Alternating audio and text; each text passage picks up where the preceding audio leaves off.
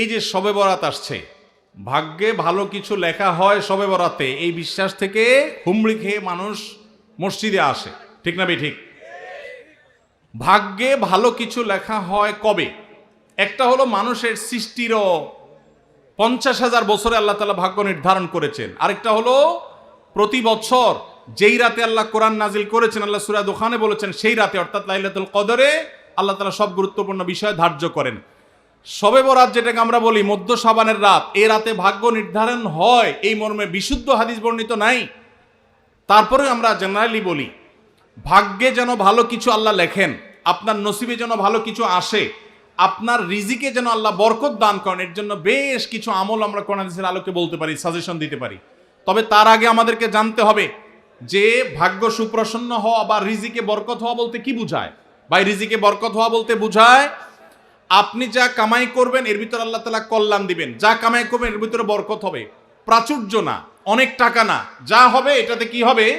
বরকত হবে। আমরা কি বরকত চাই না সম্পদ বেশি চাই? বরকত চাই। বরকত যদি চান এক নম্বর হলো ঈমান এবং তাকওয়া লাগবে। আল্লাহ বলেছেন ওয়ালাউ আন্না আহলাল কুরআন আমানু ওয়াত্তাকাউ লাফাতাহনা আলাইহিম বারাকাতিম মিনাস সামা। যদি কোনো জনপদের লোকেরা ঈমান আনে, আল্লাহর ভয় অন্তরে লালন করে, আল্লাহ বলেছেন আসমান থেকে বরকতের সব দুয়ার খুলে দেওয়া হবে। এজন্য ভাই ঈমান যদি থাকে, তাকওয়া যদি থাকে, গুনাহমুক্ত জীবন গড়ার সংকল্প যদি থাকে, বরকত আসবে জীবনে। নাম্বার 2, ইস্তেগফার বেশি বেশি করলে আল্লাহ বলেছেন সূরা নূহের মধ্যে যদি কেউ ইস্তেগফার করে, নূহ আলাইহিস সালাম তার জাতিকে বলেছেন ফাকুলতু আস্তাগফিরু রাব্বাকুম ইন্নাহু কানা গাফফারা ইউরসিলিস সামাআ আলাইকুম মিদরারা ওয়া ইমদিদুকুম বিআমওয়ালিন ওয়া বানিন ওয়া ইয়াজআল লাকুম জান্নাতিন ওয়া ইয়াজআল লাকুম আনহারা। আল্লাহ নবী নূহ আলাইহিস সালাম বলেছেন আমি আমার জাতিকে বলেছি তোমরা আল্লাহর কাছে ইস্তেগফার করো, ক্ষমা প্রার্থনা করো। বেশি বেশি ইস্তেগফার করলে আল্লাহ তাআলা রিজিকের মধ্যে বারাকা দিবেন, অভাব দূর করবেন, সম্পদে এবং আল্লাহ তাআলা বরকত দান করবেন। তাহলে 2 নম্বর আমল হলো ইস্তেগফার করা, রিজিকে বরকত হবে ইনশাআল্লাহ। নাম্বার 3, শুকর আদায় করা। আল্লাহ বলেছেন লা ইন শাকারতুম লা আযীদান্নাকুম। আপনি কোনো কিছু পেয়েছেন আলহামদুলিল্লাহ বলেন, যা পাইছেন শুকর আদায় করেন, আল্লাহ নিয়ামত বাড়ায় দিবেন। নাম্বার 4, দান সাদাকা করা। আল্লাহ তাআলা বলেছেন ইয়ামহাকুল্লাহুর রিবা ওয়া ইউরবিস সাদাকাত। আল্লাহ সুদকে ধ্বংস করবেন, তবে সাদকা এবং দান এটাকে আল্লাহ তাআলা বাড়িয়ে দিবেন। এই জন্য কেউ যদি দান করে আল্লাহ তাআলা তাকে কি দেন? বরকত দান করেন তার রিজিকে।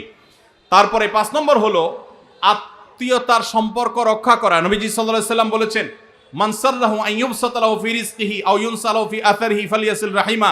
যে ব্যক্তি চায় তার আত্মীয়তার সম্পর্কে, যে ব্যক্তি চায় তার হায়াতে বরকত হোক, তার রিজিকে বরকত হোক, সে যেন আত্মীয়তার সম্পর্কের সাথে সম্পর্ক ভালো রাখে, আত্মীয়দের সাথে অর্থাৎ রক্ত সম্পর্কে আত্মীয়দের সাথে যেন সম্পর্ক কানেক্টেড রাখে, বিচ্ছিন্ন না করে, তাহলে তার রিজিকে এবং হায়াতে বরকত হবে। এবং সর্বশেষ আরেকটা আমল বলতে চাই, সেটা হলো খাবারের ক্ষেত্রে একত্রিত হয়ে বসে খাবার খাওয়া। এই সুন্নত আমাদের সমাজ থেকে বিদায় হয়ে গেছে, আমরা অনেকে জানি না। আবু দাউদের একটি হাদিস বর্ণিত হয়েছে, নবীজি সাল্লাল্লাহু আলাইহি সাল্লামের কাছে এক ব্যক্তি বললেন হে আল্লাহর রাসূল, আমরা খাই কিন্তু অনেক খাওয়ার পরেও পরিতৃপ্ত হই না, পেট ভরে না, খাবারের চাহিদা পরিপূর্ণ মিটে না, কারণটা কি? নবীজি সাল্লাল্লাহু আলাইহি সাল্লাম বলেছেন তোমরা সম্ভবত আলাদা আলাদা প্লেটে খাও, আলাদা আলাদা সিঙ্গেল খাও। তখন নবীজি সাল্লাল্লাহু আলাইহি সাল্লাম বলেছেন তোমরা সবাই একসাথে খানা খাবে, আল্লাহ তাআলা তোমাদের খাবারে বরকত দান করবেন। একসাথে খানা খাবে এবং বিসমিল্লাহ বলে খাবে, এই 2টা কাজ করলে আল্লাহ তাআলা তোমাদের খাবারে বরকত দান করবেন।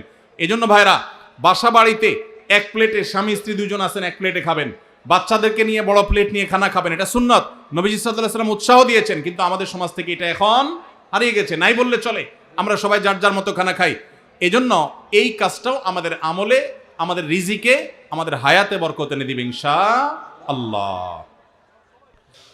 সুদে টাকা লাগায় এমন ব্যক্তি সমাজে বিচার করে, তার বিধান কি? সুদে টাকা লাগায় এই রকম আসামি থাকলে তার নিজেরই তো বিচার করা উচিত, সে আবার কিসের বিচার করবে?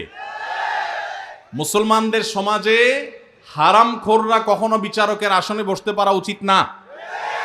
মুসলমানদের উচিত এগুলোকে সতর্ক করা, এগুলোর ব্যাপারে সতর্ক থাকা। আল্লাহ আমাদেরকে তৌফিক দান করুন।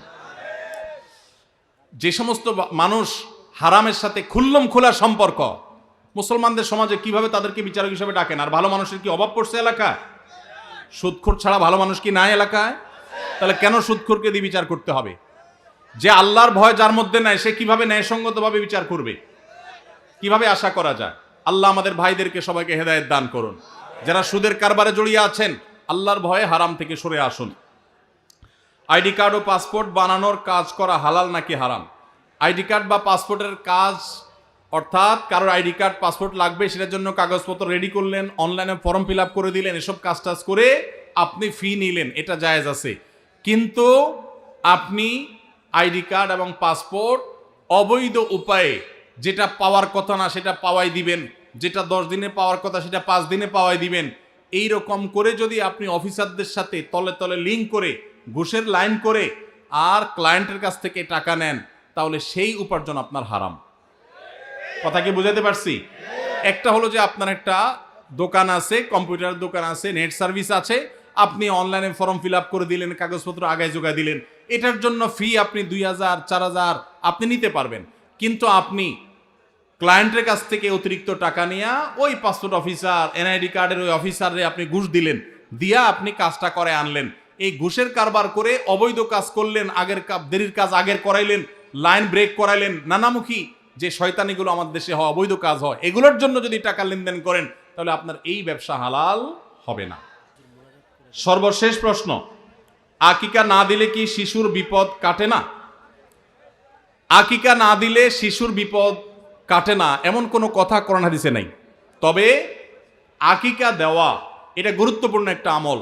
আল্লাহ কাউকে পুত্র সন্তান দান করলে 2টি ছাগল, আর কন্যা সন্তান দান করলে 1টি ছাগল জবে করা, এটা নবীজি সাল্লাল্লাহু আলাইহি সাল্লামের সুন্নাহ। এটা জন্মের 7ম দিনে, না হলে 14তম দিনে, না হলে 21তম দিনে করবেন। সেটাও যদি কোনো কারণে না হয়, পরে যে কোনো সময় করলেও আদায় হয়ে যাবে। এমনকি কারোর শিশুকালে যদি আকিকা দেওয়া না হয়, বড় হওয়ার পরে তার আকিকা দিলেও আদায় হয়ে যাবে।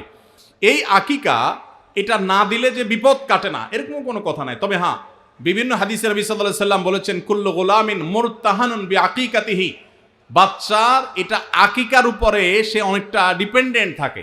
এই হাদিসের ব্যাখ্যায় অনেক মুহাদ্দিসরা বলেছেন, আকিকা না দিলে, আকিকা দেওয়ার ফলে সে বিভিন্ন ক্ষয়ক্ষতি থেকে বেঁচে থাকতো। অনেকে বলেছেন শয়তানের কুমন্ত্রণা থেকে বেঁচে থাকে আকিকার মাধ্যমে, এটা থেকে সে আর বাঁচতে পারে না, ওই ক্ষতি তাকে স্পর্শ করার সম্ভাবনা থাকে। তবে কেউ আকিকা দিতে পারলো না, অন্য কোনো আমল করলো তার সন্তানের জন্য, আল্লাহ তাআলা তাকে সেভ করতে পারেন। এমন কোনো কথা নাই যা আকিকা না দিলেই তার সন্তানের বিপদ কাটবে না। তবে আকিকা দেওয়া উচিত, এর মাধ্যমে সন্তান নানাভাবে উপকৃত হয়, নানাভাবে সেভ থাকে, নিরাপদে থাকে। আল্লাহ আমাদের যাদের সামর্থ্য দিচ্ছে তাদেরকে আমল করার তৌফিক দান করুন।